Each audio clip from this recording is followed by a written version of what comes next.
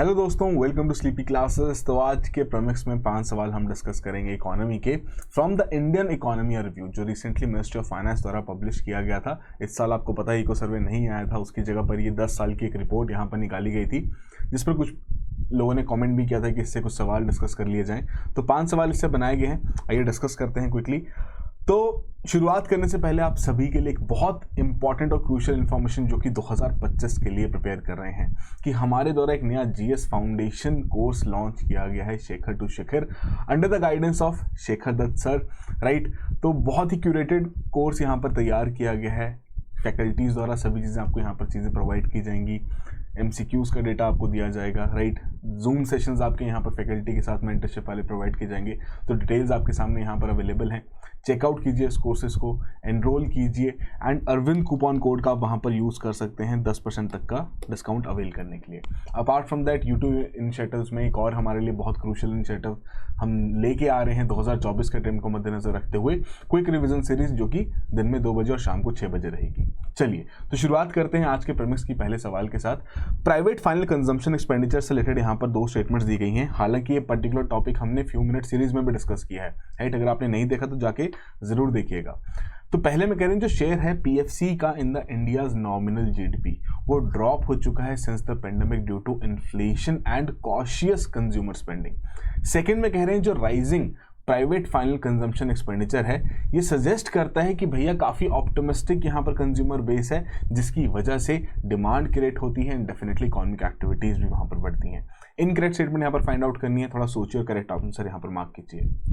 तो एक बिल्कुल आपसे फैक्चुअल चीज़ यहाँ पर पूछ ली गई और एक कंसेप्चुअल चीज़ यहाँ पर पूछ ली गई है। तो यदि आपको प्राइवेट फाइनल कंजम्पशन एक्सपेंडिचर क्या है इसके बारे में पता रहेगा तो काफ़ी इजीली आप बता सकते हैं कि जी हाँ, सेकंड स्टेटमेंट तो बिल्कुल करेक्ट है, बिकॉज कहीं ना कहीं यही एक ऐसा इंडिकेटर है जो कि हमें बता पाता है कि मार्केट में इंडिविजुअल्स द्वारा, हाउस होल्ड्स द्वारा या फिर इस प्रकार के जो आपके non profitable institutions house holds को जो सर्व कर रहे हैं उनके द्वारा किस प्रकार की डिमांड क्रिएट की जा रही है, जो कि अगेन एक बहुत ही क्रूशियल इंडिकेटर रहता है कि जिस प्रकार से सप्लाई साइड भी अपने रिफॉर्म्स यहाँ पर ला पाती है, प्रोडक्शन एक्टिविटीज उनके द्वारा फिर कंडक्ट की जाती हैं। तो सेकंड स्टेटमेंट तो करेक्ट है।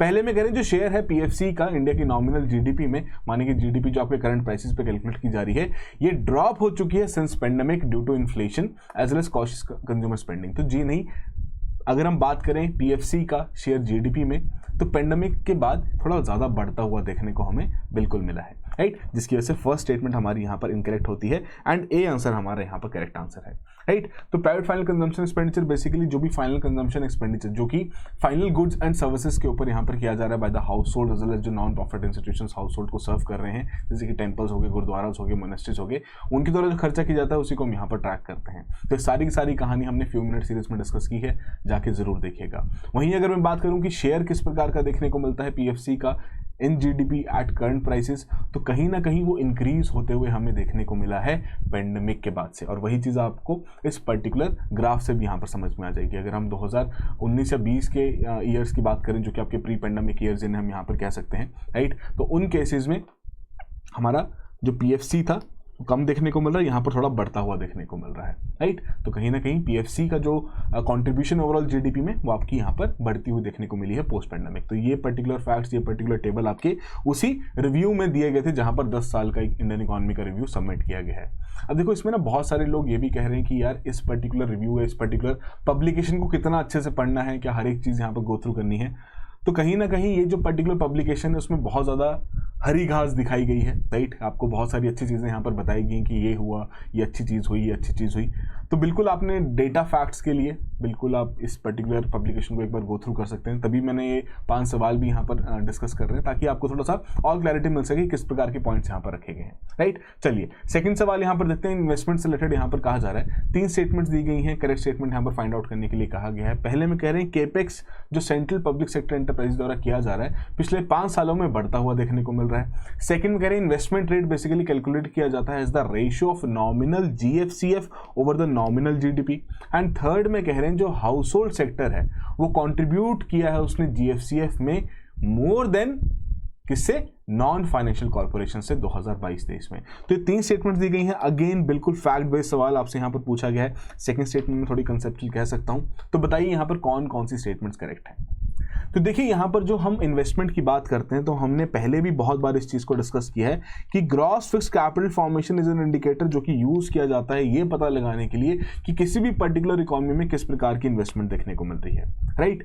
अब वही चीज़ यहाँ पर पूछी गई है कि क्या इन्वेस्टमेंट रेट कैलकुलेट किया जा सकता है। जी हाँ, बिल्कुल किया जा सकता है कि ओवरऑल जीडीपी जो यहाँ पर कैलकुलेट की जा रही है, मान लीजिए नॉमिनल में की जा रही है, करंट प्राइसेस पे की जा रही है, तो उसमें से जीएफसीएफ कितना यहाँ पर अकोमोडेट, कितनी नई इन्वेस्टमेंट देखने को मिल रही है, राइट। तो अगर आप इस प्रकार की रेशियोज निकाल पाते हैं तो डेफिनेटली वो आपको इन्वेस्टमेंट रेट ही वहां पर दर्शाएगा। उसके अलावा जो यहाँ पर बात की जा रही है कि जीएफसीएफ में हाउस होल्ड सेक्टर का सबसे बड़ा कॉन्ट्रीब्यूशन है, राइट। तो कहीं ना कहीं तक ये स्टेटमेंट करेक्ट हो जाती है अगर यहाँ पर प्राइवेट लिखा होता कि जो प्राइवेट नॉन फाइनेंशियल कॉर्पोरेशंस हैं, राइट, उनसे ज्यादा यहाँ पर कॉन्ट्रीब्यूशन आपके हाउस होल्ड सेक्टर का रहता है। बट अगर हम ओवरऑल यहाँ पर देखें तो आपकी नॉन फाइनेंशियल कॉर्पोरेशंस का जो कंट्रीब्यूशन है जीएफसीएफ में अगर 2022-23 का डेटा देखें तो उस केस में अगेन ये ज़्यादा देखने को मिलता है। ये पर्टिकुलर स्टेटमेंट मैंने पीआईबी से यहाँ पर निकाली है, राइट। जो आपके एडवांस एस्टिमेट्स वहाँ पर आते हैं ना हर साल नेशनल इनकम के, उसी में स्टेटमेंट यहाँ पर निकाली गई है। अपार्ट फ्रॉम दैट जो पहली स्टेटमेंट है केपेक्स के बारे में जो यहाँ पर बात की जा रही है कि भैया सीपीएसई द्वारा केपेक्स यहाँ पर बढ़ाया गया पिछले 5 सालों में, तो ये भी स्टेटमेंट इनकरेक्ट है। और ये बहुत बार लास्ट ईयर कुछ ना कुछ आर्टिकल्स में डिस्कस भी किया गया था कि सेंट्रल पब्लिक सेक्टर एंटरप्राइजेस बहुत ज़्यादा डिपेंडेंट हो चुकी हैं उस प्रकार से केंद्रीय सरकार की बोरिंग्स के ऊपर या केंद्रीय सरकार द्वारा जो कैपिटल इन्फ्यूजन वहाँ पर किया जा रहा है, इनके पास खुद का इतना अपने रिसोर्सेज जनरेट नहीं कर पा रहे जिसको फर्दर ही यूज कर सकें कैपिटल एक्सपेंडिचर के लिए, राइट। तो ये बेसिक से पॉइंट्स वहाँ पर निकाले गए थे और यही चीज़ आपके इस पर्टिकुलर रिव्यू में भी यहाँ पर मेंशन की गई थी। तो फर्स्ट स्टेटमेंट यहाँ पर इनकरेक्ट है, नहीं इंक्रीज हुआ है और ना ही यहाँ पर नॉन फाइनेंशियल कॉर्पोरेशन। जरा कमेंट बॉक्स में बताइए ये नॉन फाइनेंशियल कॉर्पोरेशन कौन सी होती हैं, राइट। ये आपके लिए होमवर्क में यहाँ पर छोड़ रहा हूँ, राइट। जरा बताइए कमेंट बॉक्स में। तो यहाँ नॉन फाइनेंशियल कॉर्पोरेशन से ज्यादा कंट्रीब्यूशन हाउस होल्ड सेक्टर का नहीं, बहुत नेक टू नेक कंट्रीब्यूशन है। अभी हम यहाँ पर देखेंगे, आपको क्लियर हो जाएगा। तो सेकंड स्टेटमेंट ही करेक्ट होने की वजह से बी ऑप्शन हमारी यहाँ पर करेक्ट ऑप्शन है। तो इन्वेस्टमेंट रेट बेसिकली यहाँ पर आपका कैलकुलेट किया गया है, राइट, कि किस प्रकार का nominal GFCF over nominal GDP भैया न्यूमिनेटर में है, आपका डिनोमिनेटर में है, ठीक है जी। इन्वेस्टमेंट रेट उस आपके साथ कहा जा रहा है कि भैया definitely during this particular period आपका इन्वेस्टमेंट रेट यहाँ पर फॉल होता हुआ देखने को मिला था, बिकॉज यहाँ पर आपके जो आपकी बैलेंस शीट प्रॉब्लम्स थी उनको रिजॉल्व करने की कोशिश की जा रही थी। आपके corporates as well as banks की बैलेंस शीट की रिपेयर यहाँ पर की जा रही थी। बहुत एवर्जन था लेंडिंग के लिए, बहुत सोच समझ के उधार यहाँ पर दिए जा रहे थे। बट अब दोबारा से ये इन्वेस्टमेंट जो रिकवरी देखने को मिल रही है वो यही रिप्रेजेंट करती है कि जी हाँ यहाँ पर इन्वेस्टमेंट रेट बढ़ता हुआ देखने को मिला है, राइट। कि आफ्टर फाइनेंशियल ईयर 2020 उसके बाद आपका इन्वेस्टमेंट रेट यहाँ पर बढ़ता हुआ देखने को मिल रहा है। अपार्ट फ्रॉम दैट जब हम कैपिटल एक्सपेंडिचर की यहाँ पर बात करते हैं ऑफ द पब्लिक सेक्टर, तो उसमें आपके यूनियन गवर्नमेंट का केपेक्स आता है, जो ग्रांट्स दी जाती है स्टेट्स को कैपिटल एसेट्स की क्रिएशन के लिए, वो इंक्लूड किया जाता है। एंड जो इन्वेस्टमेंट रिसोर्सेज हैं सेंट्रल पब्लिक सेक्टर एंटरप्राइज के, वो भी हम यहाँ पर इंक्लूड करते हैं। Again one of those thing जो कि इस पर्टिकुलर रिव्यू में यहाँ पर मेंशन की गई थी। तो उसके हिसाब से अगर हम यहाँ पर देखें जो सेंट्रल पब्लिक सेक्टर एंटरप्राइजेस के रिसोर्सेज जो उनके द्वारा यहाँ पर केपेक्स की गई है, तो पिछले 5 सालों में अगर हम देखें तो नहीं कोई ग्रेजुअली इंक्रीज वाला ट्रेंड तो हमें यहाँ पर नहीं देखने को मिल रहा। ओवरऑल कैपिटल एक्सपेंडिचर में इंक्रीजिंग ट्रेंड हम यहाँ पर कह सकते हैं, राइट। बट अगेन फाइनेंशियल 2021 में आपको हल्का सा डिप यहाँ पर देखने को मिल रहा है।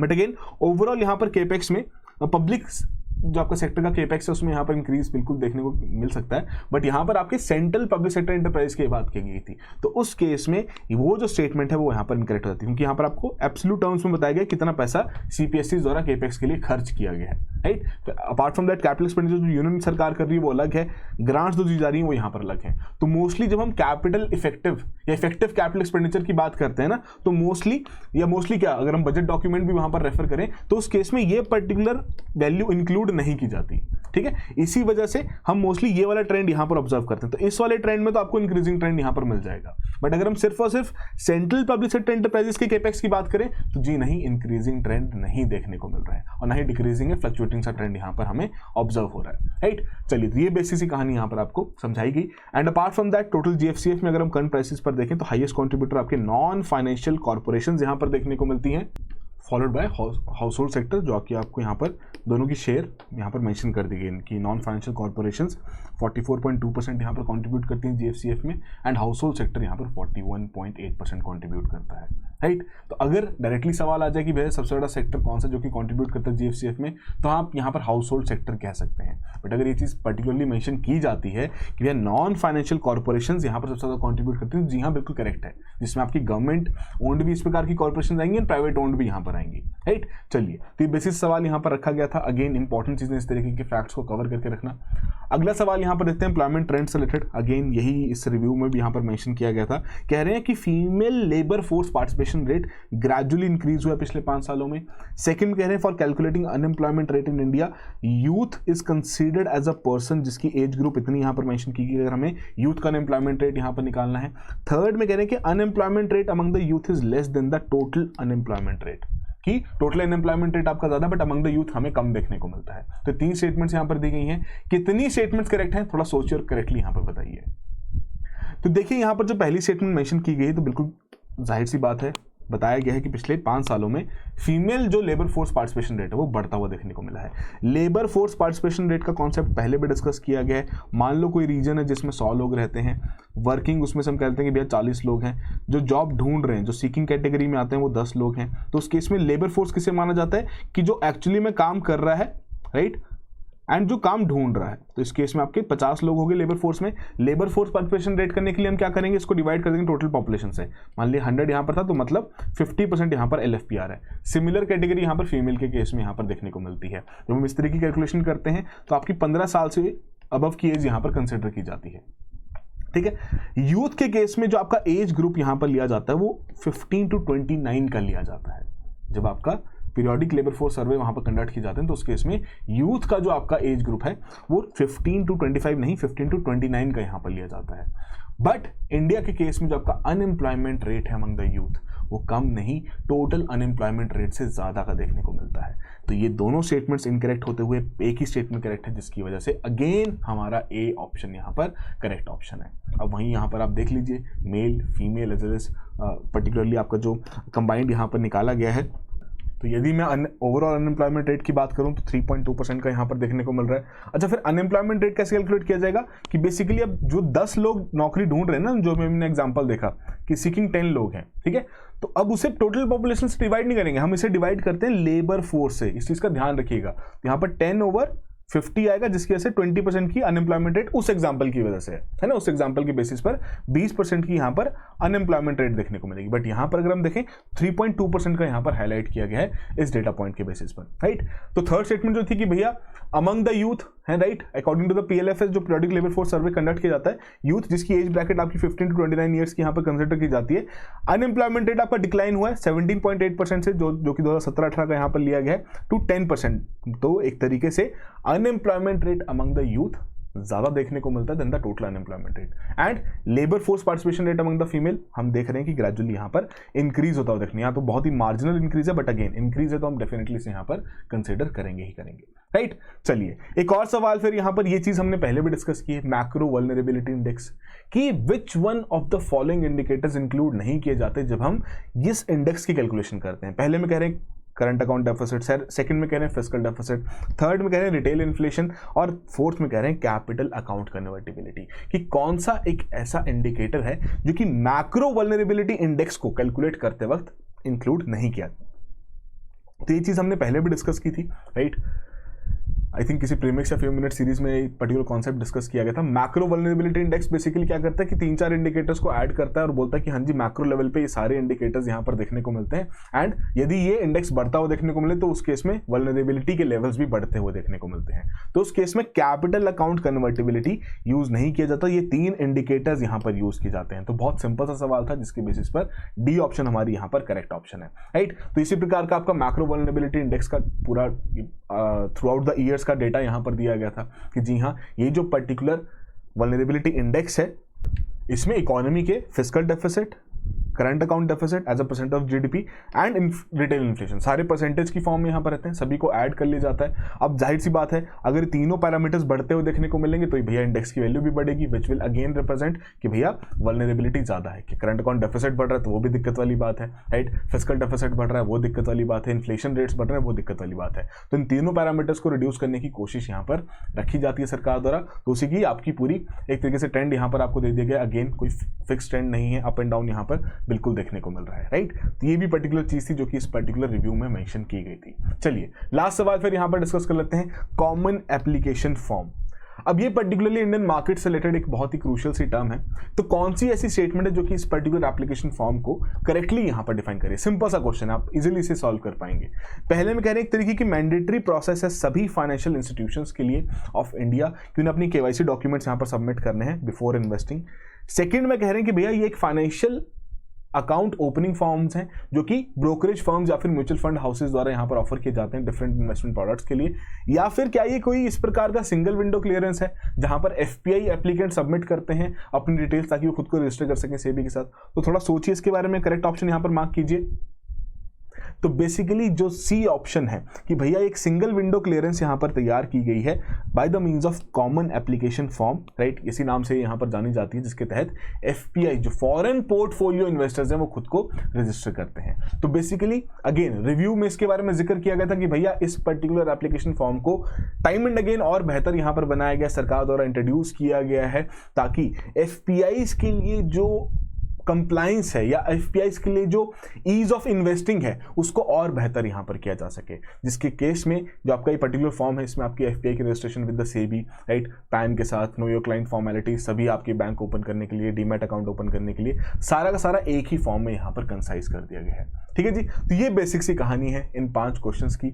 जो भी आपका स्कोर रहा है कमेंट बॉक्स में जरूर मेंशन कीजिए। जो सिंपल सा मैंने क्वेश्चन पूछा था ना नॉन फाइनेंशियल कॉर्पोरेशंस वाला, उसको जरूर मेंशन कीजिएगा। अगर नहीं लगता है पता कि भाई क्या होती है तो डेफिनेटली मैं भी वहां पर आपके लिए पिन कमेंट में इसका आंसर जरूर रख दूंगा, राइट। तो ये बेसिक डिटेल्स थी, आई होप सभी चीजें आपको यहाँ पर समझ में आ गई हो। अपार्ट फ्रॉम दैट 24 का अटेम्प्ट बहुत नजदीक है, प्रैक्टिस बहुत जरूरी है, लास्ट मोमेंट में एफएलटीज बहुत क्रूशियल रोल प्ले करते हैं, आपको एक तरीके से एक एनवायरमेंट वहाँ पर प्रोवाइड करते हैं किस प्रकार के सवाल पूछे जा सकते हैं, राइट। तो डेफिनेटली ये जो 5 एफएलटीज का कोर्स यहाँ पर निकाला गया है काफ़ी फ्रूटफुल रिजल्ट्स आपको जनरेट करके दे सकता है। अगेन अरविंद कूपन कोड आप यहाँ पर यूज़ कर सकते हैं ताकि इन पर्टिकुलर कोर्सेज में 10% तक का डिस्काउंट आप यहाँ पर अवेल कर सकें, राइट। चलिए, तो जो भी आपका स्कोर है कमेंट बॉक्स में जरूर मेंशन कीजिएगा। So that will be all the very best, have a good preparation.